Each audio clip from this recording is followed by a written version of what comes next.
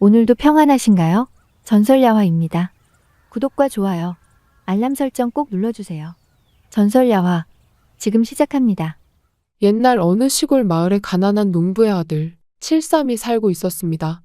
칠삼이는 마을에서 제일 예쁜 처녀 경자를 좋아하고 있었지만 경자는 칠삼이를 전혀 눈여겨보지 않았습니다. 경자는 칠삼이가 또 찾아올 때마다 자신에게 관심이 없다고 말하며 가난한 삶이 싫다고 했습니다. 그녀는 칠삼이보다 더 가난한 사람과는 절대 엮이고 싶지 않다고 했습니다. 경자는 마을에서 유일하게 땅을 가진 먹기리를 좋아하고 있었습니다. 칠삼이는 경자가 자신을 외면하는 것을 보고 절망했습니다. 그는 이미 30이 되었는데 이렇게 살다가는 평생 장가도 못 가보고 죽을 것 같았습니다. 그의 아버지도 평생 농사를 지으며 살았지만 땅 한 조각도 없이 가난해서 벗어날 수 없었습니다. 그래서 칠삼이는 다른 길을 찾아야만 한다고 결심했습니다. 칠삼이는 가난이 싫었습니다. 그리고 자신이 장가를 못 가는 것도 경자가 자신을 받아주지 않는 것도 다 가난 때문이라고 생각했습니다. 한동안 생각한 칠삼이는 부모님이 모두 일하러 나가자 돼지 우리에서 암돼지 한 마리를 꺼냈습니다. 그리고 시장으로 향했습니다. 칠삼이는 돼지를 팔기 위해 상인을 만나자 10양을 주겠다는 상인의 말에 반박했습니다. 그는 이 돼지가 한 해만 지나도 새끼를 10마리도 넘게 낳을 것이니 11마리가 된다고 설명했습니다. 그러므로 아무리 못 받아도 5마리 값은 받아야 한다고 주장했습니다. 칠삼이의 말에 일리가 있다고 생각한 상인은 술 때문에 얼떨떨해진 상태에서 5마리 값으로 11마리를 사게 되는 것이니 남는 장사라고 생각했습니다. 그렇게 상인은 50냥을 주고 칠삼이에게 돼지를 샀습니다. 그렇게 돼지를 판 칠삼이는 양을 가지고 한양으로 향했습니다. 아무래도 큰 돈을 벌려면 한양으로 가는 게 좋겠다고 생각한 것이었지요. 그렇게 칠삼이는 개나리 보찜을 하나 메고 한양으로 향하고 있었습니다. 그런데 어느새 해가 지고 배도 고팠지요. 그러다 보니 칠삼이는 주막을 찾았습니다. 그는 주모에게 국밥 한 그릇과 술 한 병이 얼마인지 물어봤습니다. 주모는 한 냥이라고 대답했습니다. 그러자 칠삼이는 자신이 2양 어치 일을 해줄 테니 술과 국밥 한 그릇을 달라고 했습니다. 마침 주모는 겨울날 장작을 패야 하는데 건장한 청년이 일을 해주겠다고 하니 주모도 그러자고 했습니다. 그리하여 칠삼이는 돈 한 푼도 쓰지 않고 술과 국밥을 얻어먹고 잠도 공짜로 잘 수 있었습니다.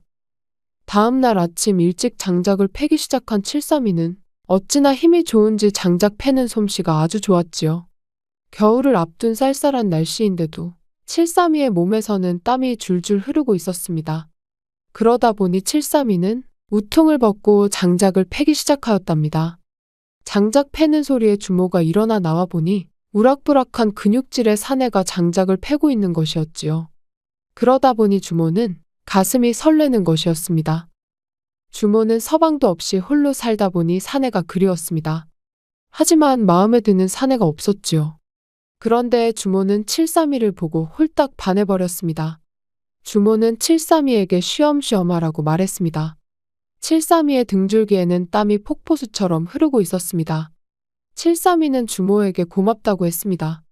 그러나 남은 장작을 모두 패려면 점심때가 되어야 할 터인데 아침부터 힘을 썼더니 배가 고프다고 했습니다. 주모는 당연히 배가 고프겠다고 했습니다. 칠삼이는 그렇게 밥그릇을 모두 비웠습니다. 그러자 주모는 칠삼이에게 장작 패는 것을 보니 참 잘한다고 말했습니다. 칠삼이는 가진 것은 힘뿐인데 그것까지 없으면 어디 사내라 하겠냐고 했습니다. 그러자 주모는 밥상을 옆으로 치우고 치마를 걷어 올렸습니다. 그러자 주모의 하얀 속살이 드러났습니다. 아따, 주모도 급하시구먼. 먹은 밥이 아직 소화도 안 되었는데 번개불에 콩을 볶듯이. 주모의 성화에 칠삼이는 오래간만에 뻑적지근하게 풀었답니다. 참으로 얼마 만에 해보았는지 기억조차 없었지요. 크긴 크구만. 내가 다 녹초가 되어버렸네. 주모는 사경을 헤매고 말았답니다. 그렇게 서로 만족한 두 사람은 기분이 좋았습니다. 그리고 장작을 모두 팬 칠삼이는 점심까지 얻어먹고 주모가 챙겨준 주먹밥까지 챙겨서 다시 한양길에 올랐답니다. 그렇게 하여 한양에 도착한 칠삼이는 장터를 둘러보았지요. 그리고 사람들이 몰리는 곳들만 찾아다니며 무엇을 팔고 있는지 살펴보았답니다. 그러다 보니 칠삼이의 눈을 사로잡는 게 하나 있었습니다. 반짝반짝 빛나는 은그릇이었습니다. 처음 본 은그릇은 너무도 신기한 것이었습니다. 햇빛을 받은 은그릇은 금빛이 반짝였고 무척 튼튼해 보였지요. 칠삼이는 한양 사람들은 귀한 그릇을 보석처럼 소중히 여긴다는 것을 깨달았습니다. 그는 그런 그릇이 지방에서도 잘 팔릴 것이라고 생각했습니다. 그래서 칠삼이는 은그릇을 만드는 대장간을 찾아갔습니다. 칠삼이는 대장간에서 칠첩반상 한 첩에 얼마인지 물어보았습니다. 대장간 주인은 10량이라고 대답했습니다. 장터에서는 10량에 팔리는데 대장간에서는 5량이나 더 싼 것이었습니다. 칠삼이는 반상으로 5첩을 주문했습니다. 대장간 주인은 어디서 쓰려고 그렇게 많이 사가는지 물어보았습니다. 칠삼이는 장사를 해보려고 한다고 대답했습니다. 대장간 주인은 장사 경험이 있는지 물었고 칠삼이는 처음이라고 대답했습니다. 대장간 주인은 장사 경험도 없이 쉽지 않을 것이라고 말했습니다. 기장이 쉽지 않을 것이라는 말이 신경은 쓰였지만 은그릇에 홀딱 빠진 칠삼이는 있는 돈을 모두 털어 한꺼번에 7첩 반상을 5첩이나 샀습니다. 그리고 장에 나가 귀부인으로 보이는 사람들을 붙들고 장사를 시작하였지요. 그렇게 한참 장사를 하고 있었는데 웬 불량배들이 찾아오는 것이었습니다. 불량배들이 칠삼이의 은그릇을 발로 차고 몽둥이로 후려치면서 모두 훼손하는 것이었습니다. 그러자 칠삼이도 화가 나 덤벼보았지요. 하지만 숫자가 많은 패들을 이길 수가 없었지요. 두들겨 맞아 온몸에 피멍이 든 칠삼이는 일어날 힘조차 없었습니다. 은그릇은 여기저기 흠집이 나 있는 것이었습니다. 그러다 보니 상품 가치가 없어져 버렸지요. 상품 가치가 없어진 은그릇을 어떻게 할지 고민하던 칠삼이는 흠집 나는 그릇을 모두 챙겨서 묵었던 주막집을 향했습니다. 이보시게 주모. 은그릇질이 흠집은 났어도 참 곱고 예쁘지 않소? 내 이 은그릇을 주목께 드릴 터이니 내게 묵을 방 한 칸 주시구려. 은그릇이 예쁘기는 했지만 흠집이 난 것을 보고 주모가 못내 아까워하는 것이었습니다. 그래도 준다고 하니 기꺼이 방 한 칸을 내주었지요. 그렇게 주모 집에서 또 하룻밤을 자고 다음날 아침 칠삼이는 은그릇을 만들었던 대장간으로 찾아갔습니다. 대장간 주인은 칠삼이가 사갔던 은그릇들을 다시 들고 온 것을 보고 의아해하며 물었습니다. 칠삼이는 귀한 은그릇인 줄 알고 샀는데 장터에서 불량배들이 몰려와 부수는 통에 이렇게 되었다고 설명했습니다. 버릴 수도 없어 다시 가지고 왔다며 흠집 난 은그릇을 다시 빛깔을 내어 고칠 수 있는지 물어보았습니다. 대장간 주인은 칠삼이의 말을 듣고 고개를 끄덕였습니다. 불량배들이 짓궂은 것으로 유명하여 다른 사람들이 찾아오지 않는다고 설명했습니다.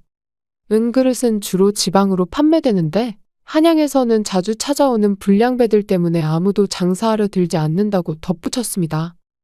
칠삼이는 대장간 주인의 말을 귀담아 듣기로 했습니다.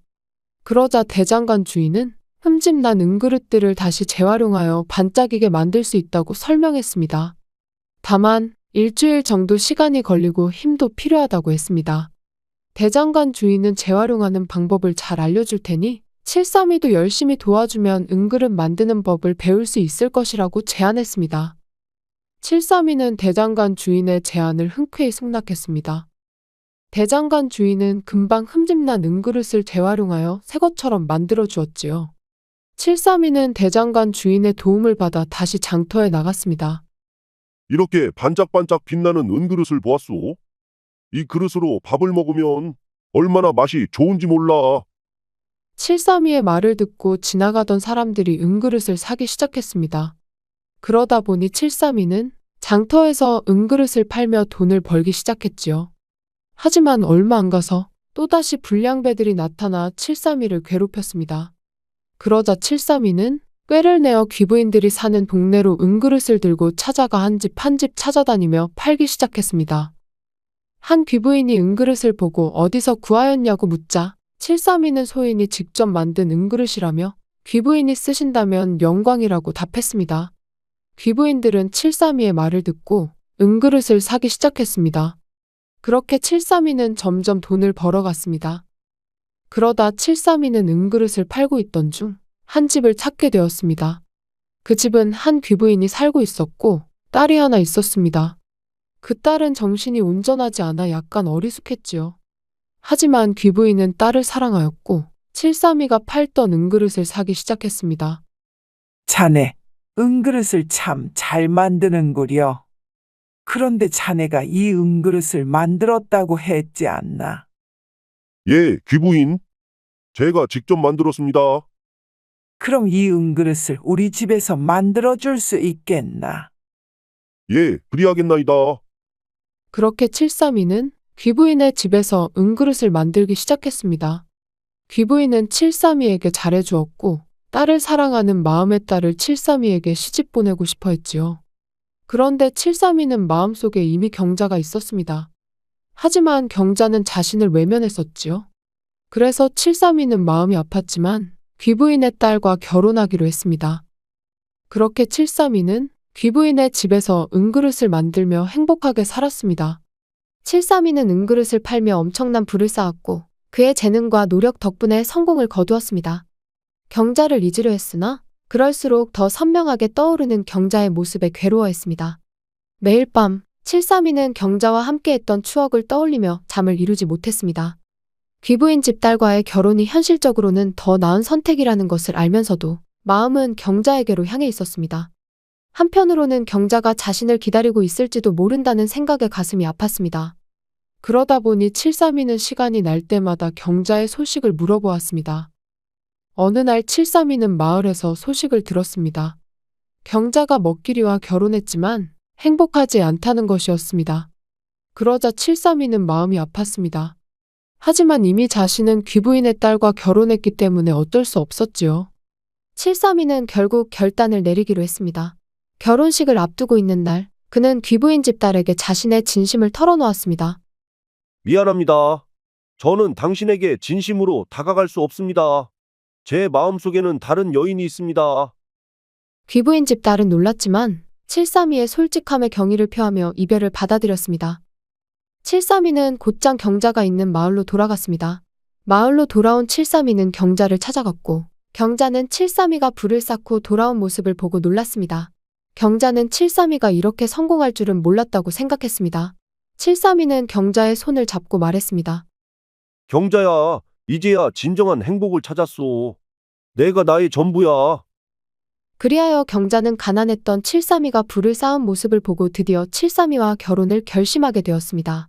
732는 돈과 사랑 모두를 얻으며 진정한 행복을 찾게 되었습니다. 오늘의 전설야화 즐거우셨나요? 구독과 좋아요, 알람 설정 꼭 눌러주세요. 여러분들 모두 매일매일 행복한 인생이 되시기를 진심으로 바랍니다.